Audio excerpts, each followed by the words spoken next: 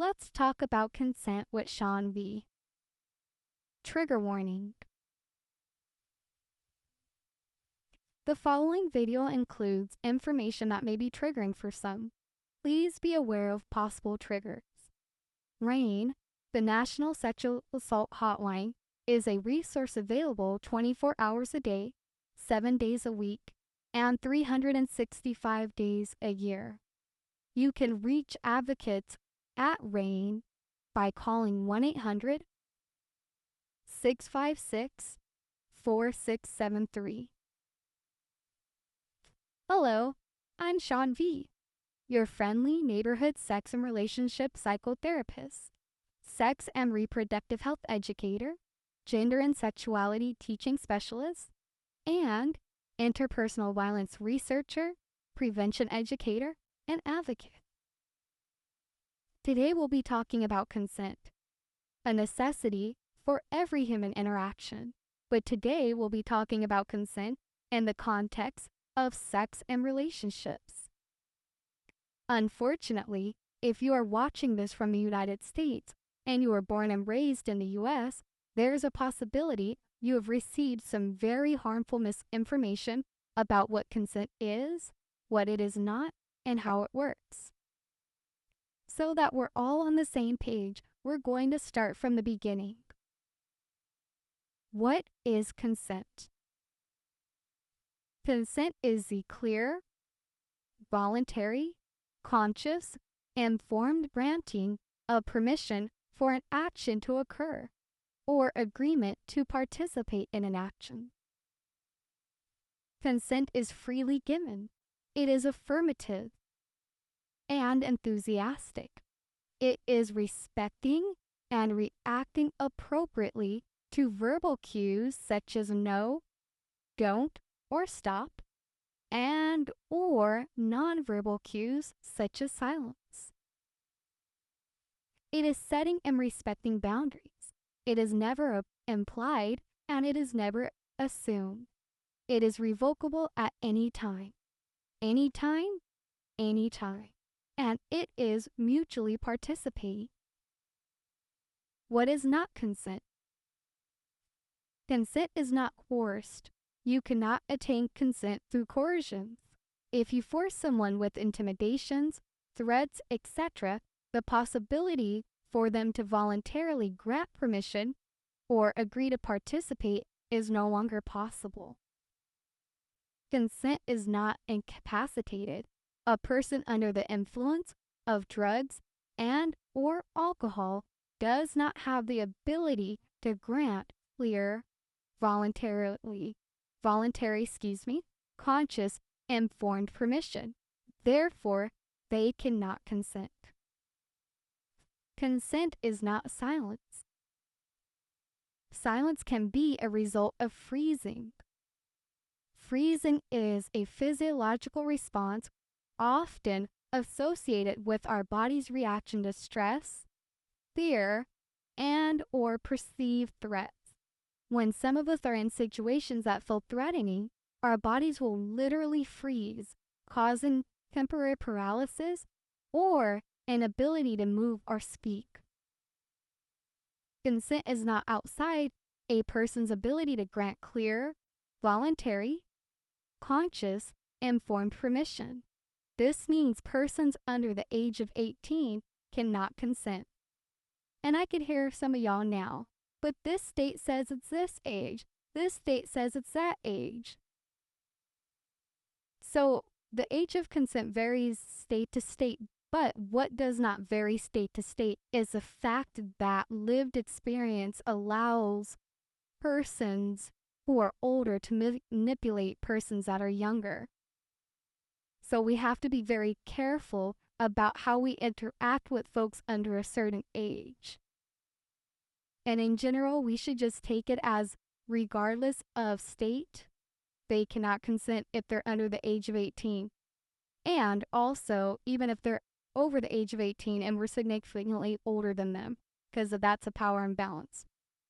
Also, persons who are unconscious and or asleep cannot consent.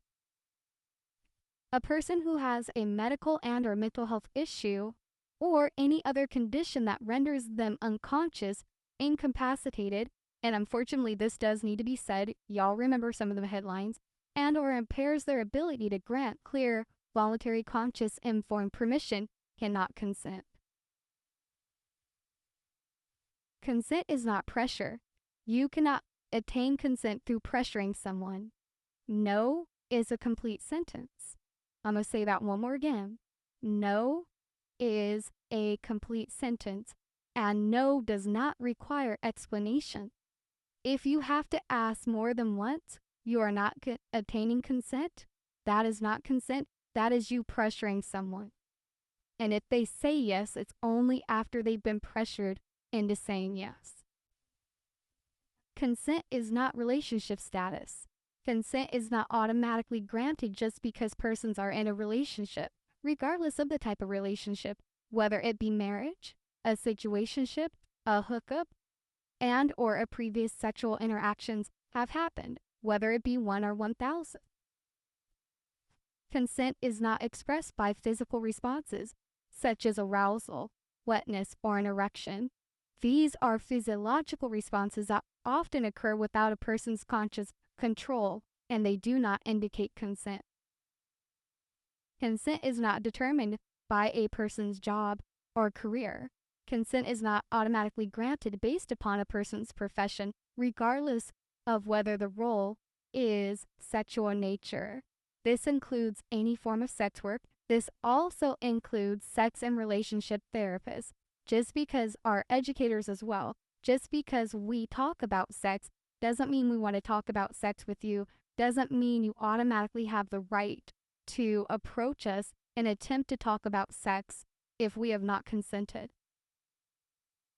While choosing not to consent or saying no may come across as rejection or punitive, consent is inherently a non-punitive concept because it is rooted in the fundamental right of individuals to make choices about their own bodies and lives regardless of reason. When someone grants consent, it is a voluntary agreement to participate in an activity. Conversely, when they say no or refuse consent, it reflects their autonomy and an inherent right not to participate. Why might someone choosing not to consent or saying no come across as rejection or punitive to some? There are literally countless reasons, but solely the responsibility of the person who perceives the right to say no or refusal to consent as rejection and or punitive. In other words, it's not a them issue, it's a you issue. And you need to work that out. And work that out in a way that does not involve them. We are never entitled to anyone's person. We are never entitled to anyone's person under any circumstance, whether we're in a relationship with them, whether we've interacted with them sexually once or 1,000,000 times. We are never entitled to anyone's person. Why is consent necessary for any and all human interactions and not just for sexual interactions? Any interaction that lacks consent is a form of violence. And remember, violence is not just literal or physical.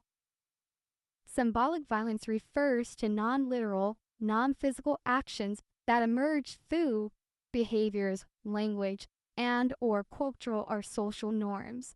It is a form of violence that perpetuates, encourages, and sanctions literal violence while reinforcing power imbalances and social inequities.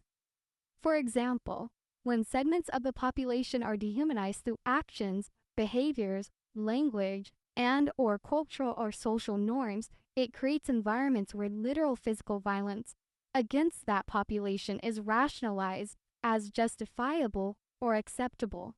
Basically, symbolic violence normalizes harmful attitudes and behaviors, making it easier for individuals or groups to resort to physical violence. Let's wrap it up. Let's wrap it up. Let's wrap it up. Consent is not complicated. It's actually pretty simple. Yes means yes. No means no. No is a complete sentence. Consent is necessary for every human interaction. Consent is what differentiates human interactions from violence, and consent is what differentiates sex from sexual violence. As always, if you have any comments, questions, or concerns, please feel free to contact me. You'll notice I did not put my contact information there, because if you want to come with some nonsense, I ain't gonna make it easy for you. You won't have to find me. Either way, thank you for watching.